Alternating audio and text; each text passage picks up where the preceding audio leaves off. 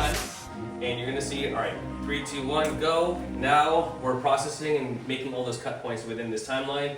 You can see this is running about twice as fast, so it's gonna be done in 3, 2, 1, there we go. Now we have all our cut points, and this is about halfway done. So now I can sit here and select any of my clips, and you can see it found all the cut points. I can modify, delete, smash the cut together, and then generally just get it done as quick as I can, right? Yep.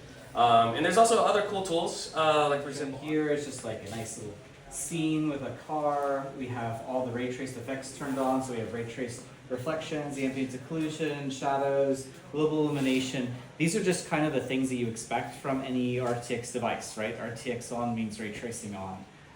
But because we have this giant unified memory pool, in this case 128 gigabytes, we can render more than just this scene right here. We can render, in this case, an entire city. This is the power that comes with the RTX Spark, and that has this huge available unified memory pool so that we can load huge worlds, giant assets like this, and then be able to traverse them as quickly as we need to in order to make edits to the scene.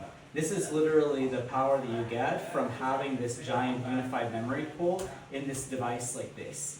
And once again, we are also taking advantage of all of our neural rendering technologies like DLSS, which just work on the platform. So I'm just able to take the standard DLSS 4.5 plugin for Unreal Engine Editor, place it on the laptop, the standard package, nothing like ported over and so on. And I get DLSS super resolution working, DLSS multi-frame generation. You'll see DLSS reconstruction in just a second. But the answer to that is that they just work. And you might ask, well, how does it just work? This is Windows on ARM. It's a completely new platform and so on. The answer is emulation. So you've probably heard of the Prism emulator. It's a very powerful and efficient emulation tool.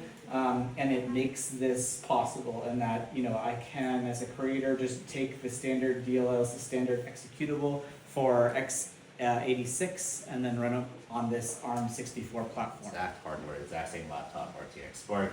The only difference in the software, one is DLSS, one is not, and you probably won't need me to explain which one's which. You can see, right? It's as you move around the left side, you see just get a lot of noise. It's not terrible because optics is already a fantastic AI denoiser, but it is noticeable. Whereas on the right side, you have DLSS ray reconstruction, which is operates a little bit differently. It uses AI and temporal data to predict what the image is going to look like, and so it's able to do this much faster. And yeah, so there.